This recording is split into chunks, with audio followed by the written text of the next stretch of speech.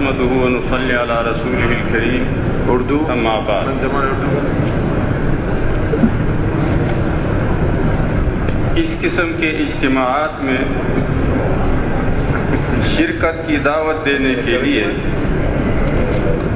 ہم اسلامی جمہوریہ ایران کے مشکور ہیں۔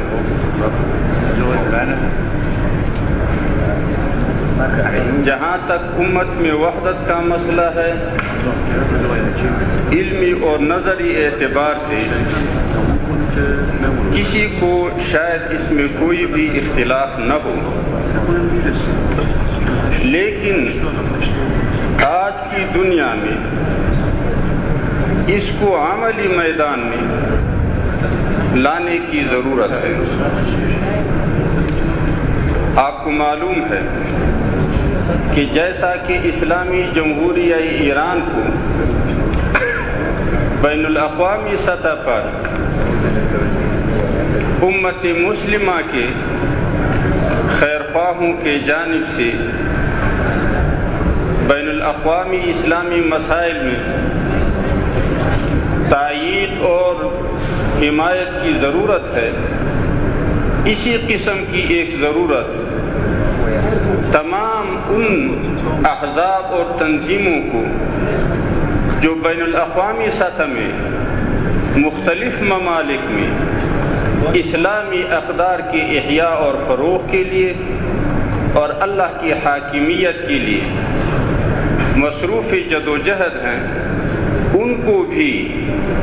اسلامی جمہوریہ ایران کی اسی قسم کی تائید کی ضرورت ہے۔ بعض جزوی مسائل جو عالم میں رونما ہوتے ہیں، جس سے پتہ یہ چلتا ہے کہ کسی مسلک، کسی عقیدے اور کسی گروہ کی تائید ہوتی ہے، تو اس سے دشمن کو تفرقہ پھیلانے کے لیے اور بھی مواد ہاتھ آ جاتی ہے۔ ہم کسی بھی صورت میں افغانستان کے مسائل سے چشم پوشی نہیں کر سکتے۔ آپ کو معلوم ہے کہ جیسا کہ کل کے اجلاس میں آغائے فاضلی صاحب نے کہا کہ افغانستان میں آج کا جنگ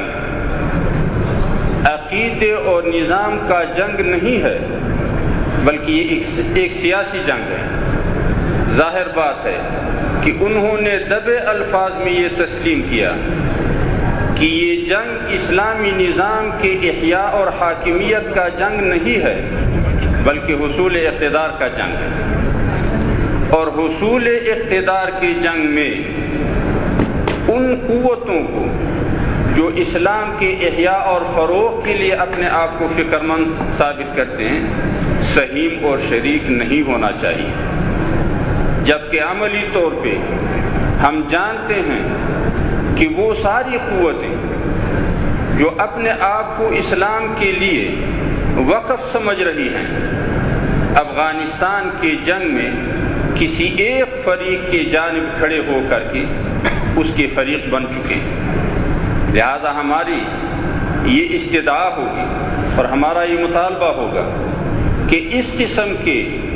معاملات میں اسلامی جمہوریہ ایران کو فریق نہیں ہونا چاہیے۔ ظاہر بات ہے کہ یہاں پہ مختلف ممالک کے علماء اور دانشوروں کو دعوت دینے کا مقصد یہ ہے کہ اسلامی جمہوریہ ایران کو اس کے مستقبل کے نقوش کے لیے بہتر مشورے دیے جائیں۔ اگرچہ آداب مجلس میں عموماً اس قسم کے مجالس میں قصیدہ خوانی ہوتی ہے کہ ان کی تعریفیں کی جائیں، ان کے شکریہ ادا کیے جائیں، لیکن میں سمجھتا ہوں کہ دیانت کے خلاف ہوگا اگر وہ احساسات جو ایران کے سرحدوں سے باہر مسلمانوں کو محسوس ہوتے ہیں، مسلمان یہاں جمع ہو کر کے اسلامی جمہوریہ ایران پہ اس کی وضاحت نہ کریں۔ آپ کو معلوم ہے کہ مشہد کا بھی ایک مسئلہ یہاں رونما ہوا جو مسجد کے گرانے کا تھا۔ میں نہیں سمجھتا کہ شیعہ مسلک کے مطابق پارک بنانے کے لیے مساجد کا گرانا جائز ہے یا ناجائز، لیکن بہرحال مذہب سے ہٹ کے یہ ایک سیاسی مسئلہ بھی تھا، اور جس کے نتیجے میں زاہدان میں انتہائی قیمتیں جانیں ضائع ہو گئی جو نہیں ہونا چاہیے تھا۔ اور میں سمجھتا ہوں کہ اگر اس قسم کے جزوی واقعات کو سدباب نہیں کیا گیا تو ظاہر بات ہے کہ اسلامی جمہوریہ ایران جو مذہبی بنیادوں پہ ایک قائم اسٹیٹ اور حکومت ہے، جس کے لیے ہم مدید زمانے سے ترس رہے تھے کہ سیاست اور مذہب میں ایک وحدت رونما ہو جائے، یہ نہ ہو جائے کہ پھر دشمن اس کے تنے تنہا اس دنیا میں کھڑے کرنے میں کامیاب ہو جائے۔ میں یقین سے کہتا ہوں کہ بعض حقائق تلخ ضرور ہوتے ہیں، لیکن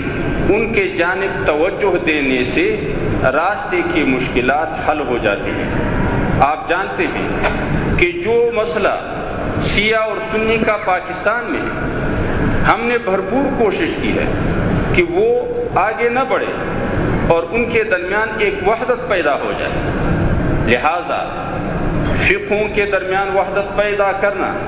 یہ ایک اچھا کام ہے اور اچھی جدوجہد ہے۔ مختلف مسالک میں قربت پیدا کرنا یہ ایک اچھا عمل ہے، لیکن آج کی دنیا میں جو ہمیں ضرورت ہے آقای مولانا شیرانی، اگر شما با فارسی صحبت بکنید شاید بهتر است. اجازه مترجم از زبان بلوچستانی به زبان دیگر ما نداریم، شما به زبان فارسی اگر لطف فرمایید صحبت بکنید مفیدتر است. مملکت پاکستان در جوار شماست و شما میدانی که او زبان فارسی نمیداند. علی کل حال این آقای ربانی انا کوین جور دیگه آقای ربانی بعد جماع شما بود که برای ترجمانی آقای ربانی شما اصلی لہذا میں چونکہ پاکستان کا باشندہ ہوں اور آپ سب کو معلوم ہے کہ اس کا قومی زبان اردو ہے، یہ آپ کے پہلو میں واقع ہے، یہ آپ کی ایک ذمہ داری تھی، اور آئندہ کے لیے میں گزارش کروں گا کہ آپ جہاں دوسرے زبانوں کے لیے ترجمان رکھتے ہیں وہاں پہ اردو اور پشتو کا بھی ایک ترجمان ہو، کیونکہ پاکستان آپ کے پہلو میں اردو زبان کا مالک ہے اور افغانستان آپ کے پہلو میں پشتو زبان کا مملکت ہے۔ تو ان دونوں زبانوں کے لیے آپ کو چاہیے کہ اس قسم کے کانفرنسوں میں آپ کے ترجمان ہوں۔ حق با شما هست، ما قبول میکنیم، حق با شما هست، حق با شما قبول میکنیم. جزاکم اللہ خیر الجزا۔ میں آیت اللہ حکیم صاحب کا تہ دل سے مشکور ہوں کہ انہوں نے ہمارے اس مطالبے کو قبول فرمایا،